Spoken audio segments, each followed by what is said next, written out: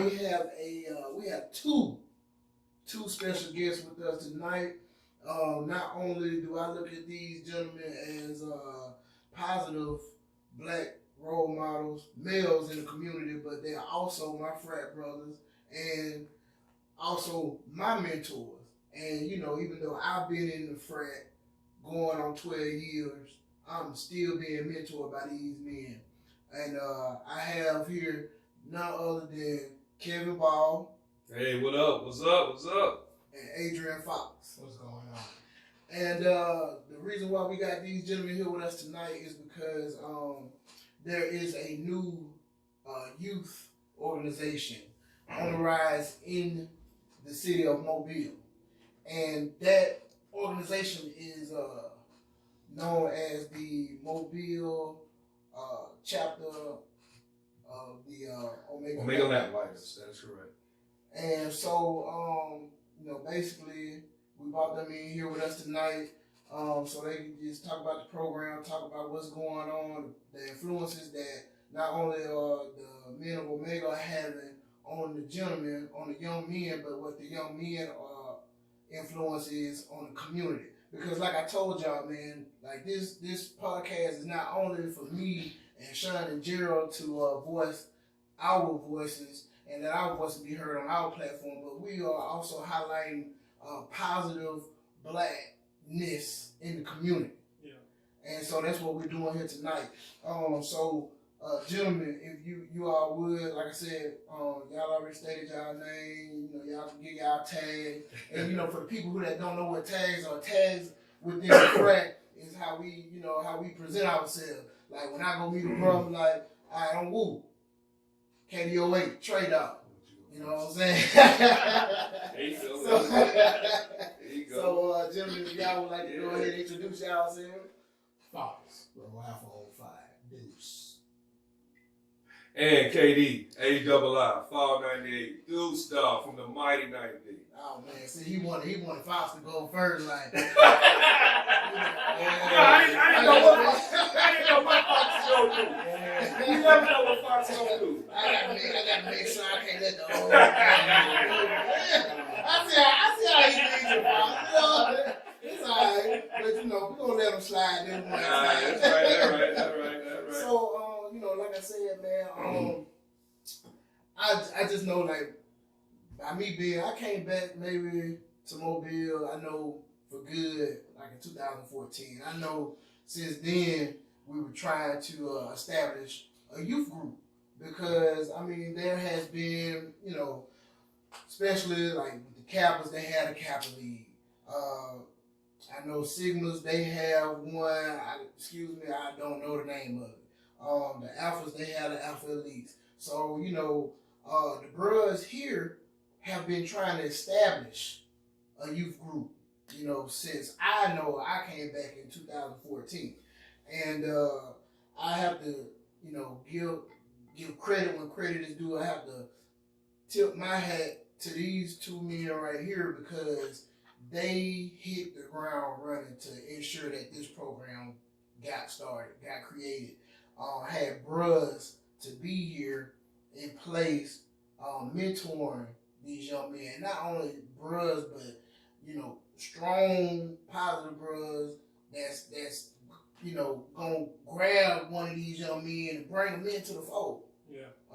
You know what I'm saying? So, like I said, I would like to first, give respect to what respect is due. Congratulate y'all for getting the program up and running. I appreciate that. So we'll jump in right here. And thanks for the invitation to come to Wooisms, the newest, greatest podcast. Wooism. I just love the name. I love how it flows off my tongue. Wooism. Yeah. Hey, can everybody in the room say it with me on 3? Wooism. 1, 2, 3. Wooism. That's what I'm talking about. So it just makes you feel good, warm, and fuzzy. So, but getting to the point, the other thing that makes me feel warm and fuzzy is exactly what Woo just led in with.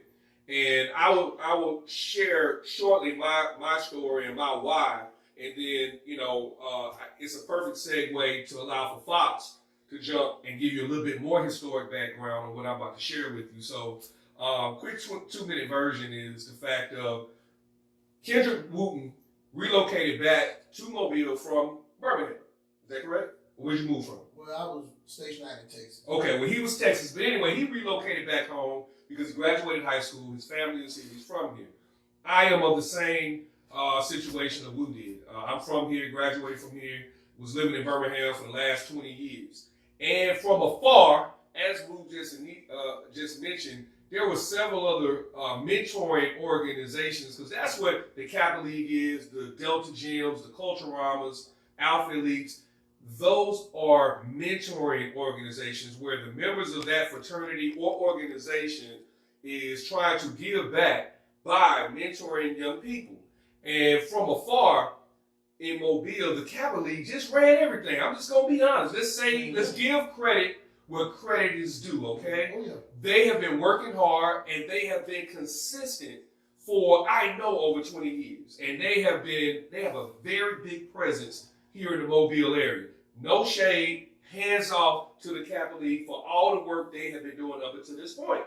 So looking afar, I'm always wondering, the brothers had a overall presence and interest in the city of Mobile, but we were not in that particular lane as far as mentoring kids. So, I've always wondered, why weren't we doing that? And at the time, I wasn't living here. I wasn't affiliated with the local chapter. And, so therefore I wasn't, didn't know a lot of the behind the scene reasons or of the why I would have. So let's fast forward 20 years. I relocate back to Mobile, and basically I got to do something to give back to my fraternity and my service organization, not realizing what it was yet. I attended what they call a pancake breakfast for the Kappa League. That's traditional, one of their fundraisers, very well. Had a conversation with Mr. Ben Senior, Ben Harvin, my bad, Ben Harvin.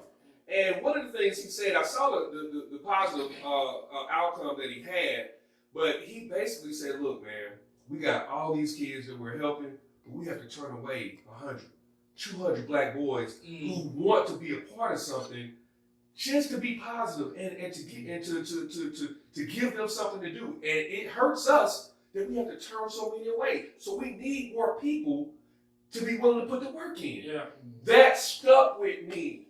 That stuck with me. Yeah. And knowing how strong our fraternity is and the numbers that we have within our chapter, why are we not doing something? So one of the first things I realized about moving back to Mobile, one of the things we do here in some of the culture is we're always looking for somebody else to do it. It's like, you can do this, you can do that. It's always you can. Right. It's never, I'm going to step up and lead and do it. Right. So I didn't want to be a part of that. So I said, you know what? I'm going to do what is in my heart to try to give back to the city, to this community, to my fraternity, and in what I could do. And so the Lamplighters was where I basically, that night, I decided that's what I'm going to do. With or without anybody, I was going to do something to help initiate the program, get it off the ground, and get it going so we can contribute to what these other organizations are doing. Yeah. Which is the perfect segue as to, I did a lot of the groundwork to initiate and maybe get some policies together, what have you. But I want to say this disclaimer several times in this podcast, Woo. I am not doing this by myself. I might have initiated it, but I am not doing it by myself. So let me be clear. Be clear. This is not a one-man show. This is multiple people who have come together and seeing to it that this program is being successful. And Fox, Adrian Fox is his name, is one of the key guys that has been consistently right there since the very first night when we created this, that's been here to make sure this program is getting to where it needs to go.